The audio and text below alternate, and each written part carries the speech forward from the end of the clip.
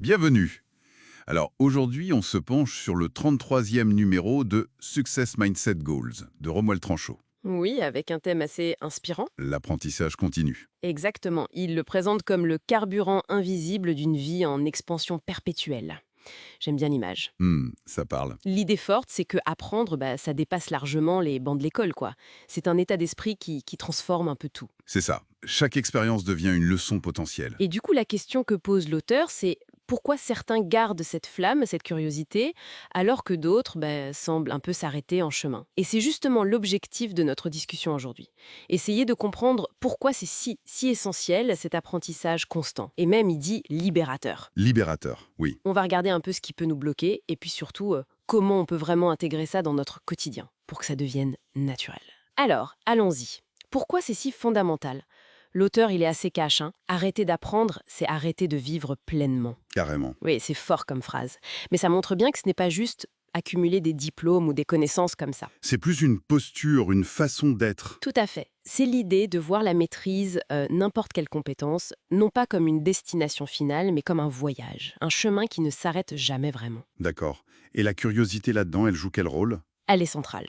C'est elle le moteur. C'est la curiosité qui nous pousse à regarder notre routine, notre travail, nos relations différemment.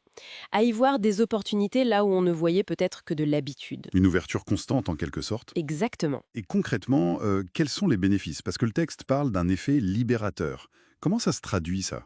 Alors, ça se manifeste sur plusieurs plombs. D'abord, ça stimule le cerveau, c'est prouvé, hein.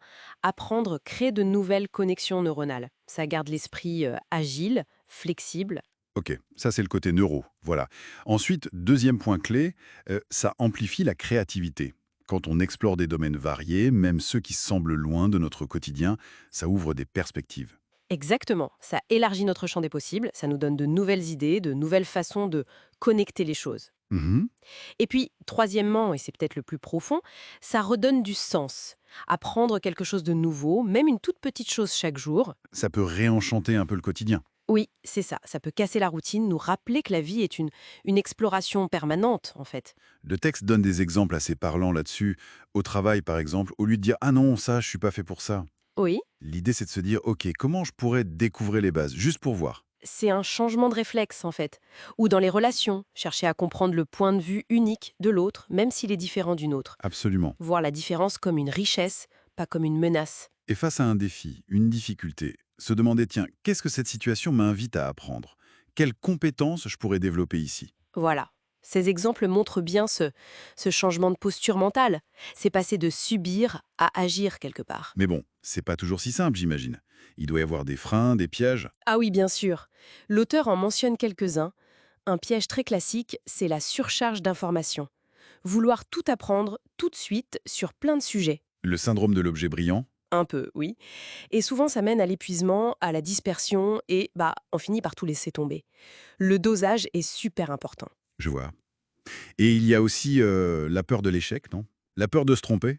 Ah, celle-là, elle est tenace. L'auteur insiste beaucoup dessus. Il dit que l'échec fait partie intégrante du processus. Il va même jusqu'à le qualifier de professeur sous-estimé. Oui, j'aime beaucoup cette formule. C'est un peu contre-intuitif. Mais l'idée, c'est qu'une tentative qui rate nous apprendrait plus qu'un succès facile. Absolument. Parce que l'échec nous oblige à analyser, à comprendre pourquoi ça n'a pas marché, à ajuster notre approche. C'est une leçon d'humilité aussi et, surtout, une source d'information précieuse pour la prochaine fois. Ok. D'autres pièges à éviter? Oui, un autre assez courant, le manque de régularité. Attendre le bon moment, la grande motivation, d'avoir 3 heures devant soi. Le moment parfait qui n'arrive jamais, hein. Exactement. Et du coup, on repousse et on ne profite pas de la puissance incroyable des petits pas. La constance, même pour 15 minutes par jour, c'est beaucoup plus efficace sur le long terme qu'un gros effort isolé de temps en temps. D'accord. La force des habitudes, quoi. C'est ça. Bon, alors, si on est convaincu, comment on fait? Comment on cultive cette habitude d'apprendre au quotidien sans que ça devienne une corvée de plus? L'auteur donne des pistes, j'imagine. Oui, oui, il propose des actions assez concrètes et plutôt accessibles, je trouve. Ah, par exemple. Alors, il y a ce qu'il appelle la règle des 1%. L'idée, c'est de consacrer juste 1% de sa journée à l'apprentissage. 1%, ça fait quoi? Un quart d'heure, à peu près. Voilà, environ 14 minutes. Ça peut être écouter un bout de podcast en allant au travail, lire quelques pages d'un livre, regarder un tuto rapide sur un sujet qui nous intéresse. C'est petit mais régulier. Ok, ça paraît gérable.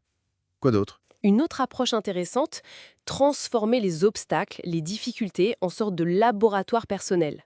Au lieu de pester contre un problème, se demander qu'est-ce que ça m'apprend? Exactement. Qu'est-ce que cette situation m'invite à comprendre ou à développer comme compétence?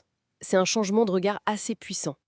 Pas mal. Il suggère aussi de s'entourer de mentors invisibles, c'est-à-dire lire des biographies de personnes inspirantes, écouter leurs interviews, pour comprendre leur parcours, leurs apprentissages. S'inspirer des autres, oui. Et puis, tout simplement, oser poser des questions audacieuses, même naïves, explorer des sujets qui sortent de notre domaine habituel, juste par curiosité. Sortir de sa zone de confort intellectuel, en quelque sorte. C'est tout à fait ça. Finalement, si on essaie de synthétiser, tout ça repose sur quelques idées fortes que le texte met en avant. L'auteur parle de 3 vérités, je crois. Oui, c'est bien résumé. La première, La première, la curiosité est un muscle. Ça s'entraîne, ça se développe. ok. La deuxième, l'échec n'est pas une fin en soi, mais un professeur, une étape nécessaire pour apprendre et s'améliorer. Et la troisième, L'apprentissage diversifié nourrit la créativité. Plus on explore des domaines variés, plus on est capable de faire des liens inattendus et d'innover. c'est un cercle vertueux, en fait. La curiosité mène à l'apprentissage, Qui renforce notre capacité à voir des opportunités, à faire des liens, ce qui, du coup, attise encore plus la curiosité. et ainsi de suite. Exactement. Donc pour conclure, si on devait vraiment retenir une chose essentielle de cette exploration, ce serait quoi? Que l'apprentissage continu, c'est pas juste une phase de la vie, genre les études, Oh, c'est bien plus que ça. C'est une philosophie de vie, en fait. une manière d'être au monde. Rester curieux, c'est un peu comme transformer son quotidien en terrain d'aventure permanent finalement. C'est une belle image, oui. Chaque petite compétence acquise, chaque nouvelle compréhension devient comme une brique supplémentaire pour construire une existence plus riche, plus adaptable, plus vivante. Hmm, Et ça soulève une question intéressante, peut-être pour aller plus loin.